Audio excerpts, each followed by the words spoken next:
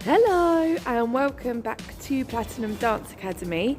It's been a while since I've updated you on our new studio, mainly because for a long time nothing was happening really. We was just waiting and waiting for weeks and weeks for drawings and permissions, and everything was taking forever, but finally we are getting somewhere. So I thought I would update you all on where we are at.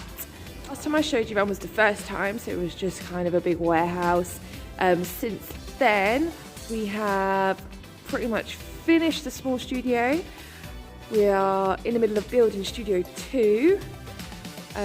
My classes have now all finished at my old premises. I've now handed that over, and we're kind of in a bit of a limbo because I can't teach classes in the new building until Studio 2 is complete and we have all the fire safety stuff in place. We need Studio 2 built because Studio 1 is just too small for our larger classes, particularly our senior street classes. We have a lot of kids in them classes and the small studio is just not big enough for them. So I'll show you what we've done. So, ta-da! This will be the second studio. This is the studio that I wanted to be 8 meters long, but we couldn't because of the roof trusses, these things. Only go up to 6 meters, so this is 6 meters wide rather, but it is 12 meters long, 6 meters wide. So it's still a pretty decent sized studio. This studio is going to have a sprung floor. We're doing a sprung floor in this one. And I'm going to show you how we're going to do it. Okay, so for our sprung studio floor, I've looked at various different ways. Some people use pool noodles and they cut them up. Obviously you can get the proper sprung flooring, which costs thousands and thousands and thousands. I actually contacted a company who specialise in foam, and they've done this kind of flooring before for like a martial arts place. So they've sent me a sample, and this is the stuff we're going to use. So it's really firm, but it's going to give that springiness that we need for the flooring in here.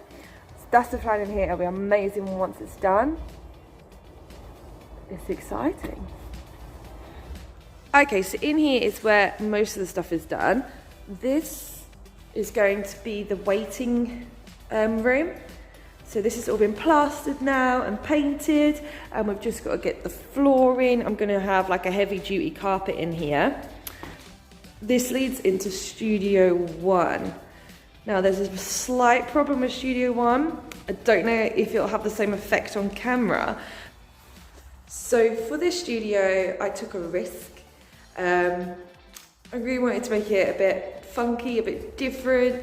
So I found the black and white checkerboard flooring. Before I purchased it, I sent it to a couple of my adult dancers. I was like, what do you think of this? Do you think this is a bad idea? Do you think this would be cool? And they was like, oh my God, it's so cool. Go for it, go for it, go for it. I was like, okay, I'm gonna trust you guys. I'm just gonna go for it, it'll be amazing. So I ordered it and put it down. I was like, oh, this is super cool, I'm really glad. And then I stepped back and it was like, whoa, it's literally like walking into an optical illusion. Your eyes just go all crazy.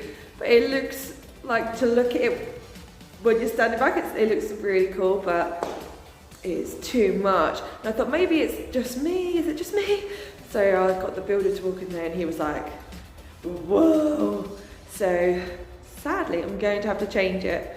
I've ordered another flooring to put down, which is more like a wood effect flooring. Not as exciting, doesn't look as cool, but you know, you're not gonna pass out walking in there. I'll show you what it's like at the minute though, because it looks so cool. I'm absolutely gutted it's not gonna work. I'll show you what it's like. Okay, so here we go. I don't know if it'll have the same effect on camera.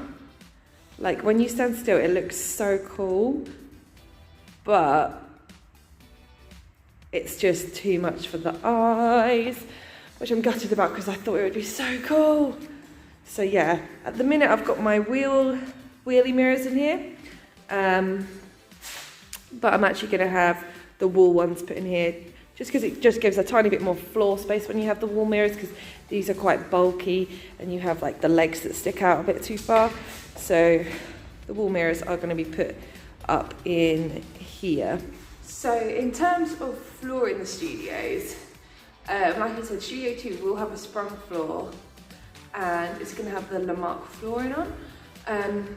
That isn't going to be possible in every studio. So this studio, obviously this is not dance studio vinyl.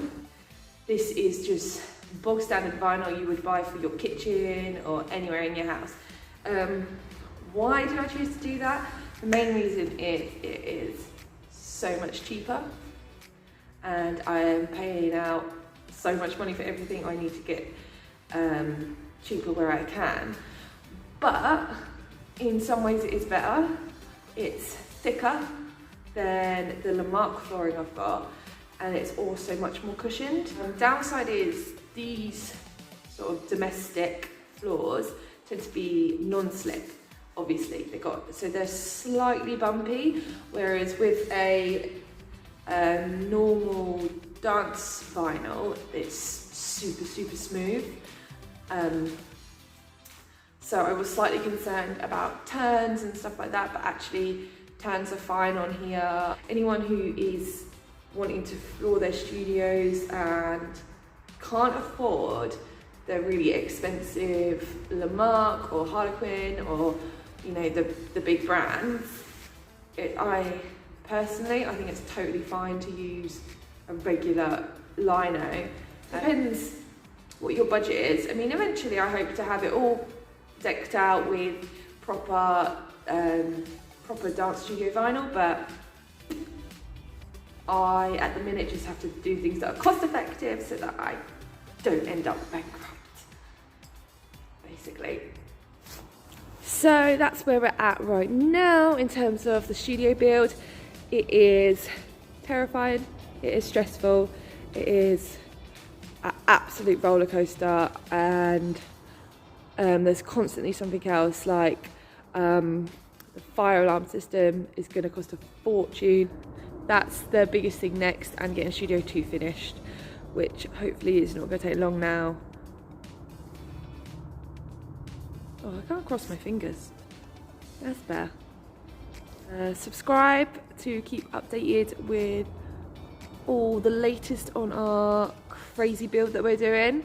And if you have any questions, leave it in the comment section and I'll do my best to help you.